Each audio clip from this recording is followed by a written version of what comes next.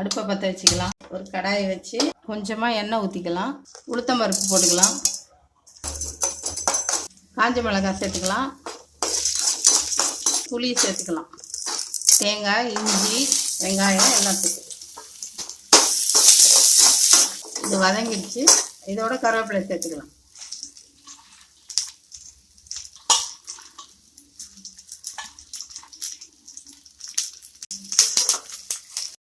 இதோட கொஞ்சமாக உப்பு சேர்த்துக்கலாம்.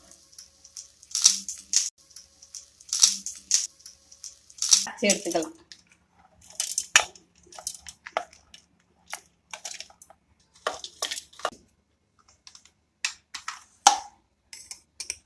நல்லா அரைஞ்சிடுச்சு.